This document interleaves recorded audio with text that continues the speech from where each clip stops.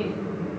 Otherwise, I would say that just seek out a mentorship course, because see, uh, even if you join any coaching, still you will have to sit and study by yourself. Okay, coaching will not help you memorize the books. That hard work you have to do by yourself, right?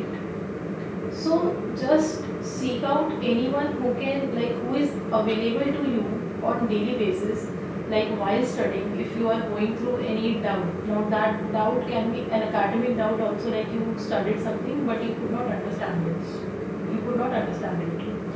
or the doubt can be related to the right strategy or the right guidance, whether the book I am following, whether it is a good source or not.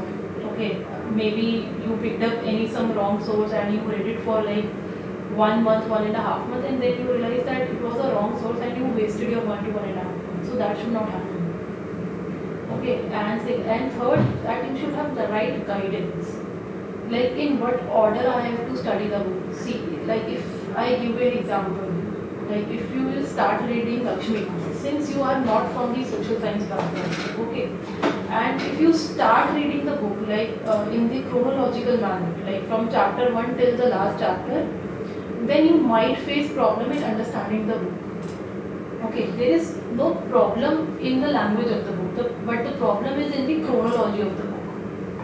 Okay, because in Lakshmikant, what they have done is that they have explained the structure of the government. Like if you have little bit knowledge, you must be knowing that any government, it has 3 organs. Okay, it has legislature, it has executive, and it has judiciary.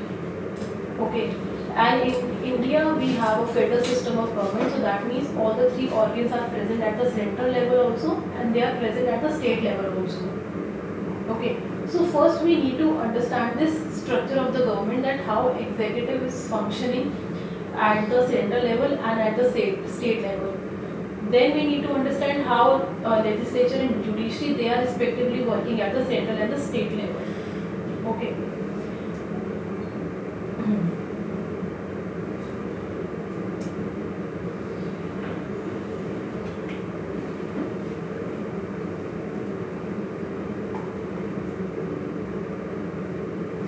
I would recommend that please go through the NCERT once, because see, in prelims you will always find some basic questions that are sourced from NCERT directly. Like if I give you an example, okay, every alternate year in prelims you can check by yourself by analyzing previous year questions.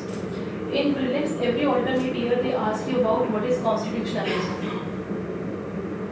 Okay, and that is a simple meaning that it's basically a check on any government. Okay, government is not exceeding its authority, that is constitutionalism.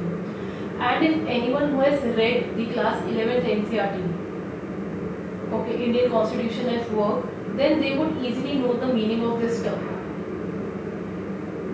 And every year they ask meaning of such basic words from the polity, like either they will ask you what is constitutionalism, or they will ask you what is due process of law, or they can ask you the meaning of secularism, or they can ask you the meaning of sovereignty, or what is the basic meaning of democracy. Even that basic question they can ask you. Again, all these questions are sourced from NCERT only. Okay, so just going through the NCERT once will not do any harm to you. It will hardly take you 3 or 4 days to complete one NCERT, because NCERTs are written in very simple language.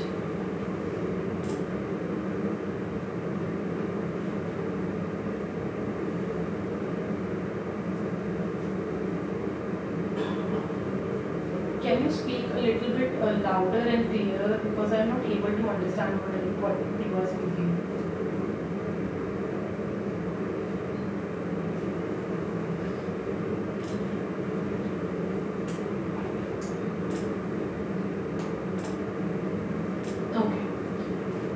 That is a very good question. Okay.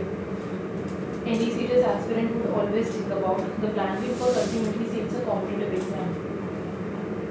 What I would suggest you that, see, since you have just graduated, you can just do the preparation for 1 year. Okay, and do it very religiously. Like do a serious preparation, so that everything like prelims, mains, and like all of the syllabus of the UPSC is done, and you give your first attempt as if it is your last attempt. Okay, I believe that you will be targeting 2027, right? Okay, so for 2027, see, you have you have the most appropriate time. Okay, neither you have very less time and neither you have too much time that you will be wasting your time, right? So it's the perfect duration. You have like almost 1.5 years, and 1.5 years is enough to complete your entire preparation, both prelims and mains. Okay, so just give yourself one attempt at 20. I will give this my first attempt as the most serious attempt, and because see, everyone has the maximum energy in their first attempt only. Okay, so prepare diligently and give first attempt as your last attempt, and after the result of your first attempt, then you can decide whether to go for anything else or keep or you want to give further attempts. Maybe you qualify in your first attempt itself, but having this much of gap will not affect you. Like just a 1 year gap will not affect you that much. Okay, and after that you can decide whatever you want to pursue alongside the UPSC preparation. Then you can do it easily because you would have prepared it. And even if suppose you need to give further attempts, then you would have to do just the revision part. Okay, you need not to study and prepare each and every subject.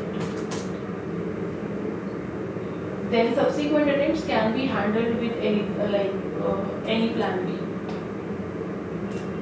And also you will become more confident and you can give other examinations, like you can go for the state PCS also.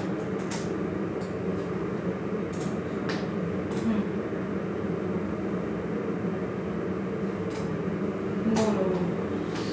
See, if I give you my own example, I am also an engineer, okay, so I can relate with you. Since we come from the science background and we do not have the social science experience, so we fear that how we will study if we don't have the knowledge base. So we think that we need coaching.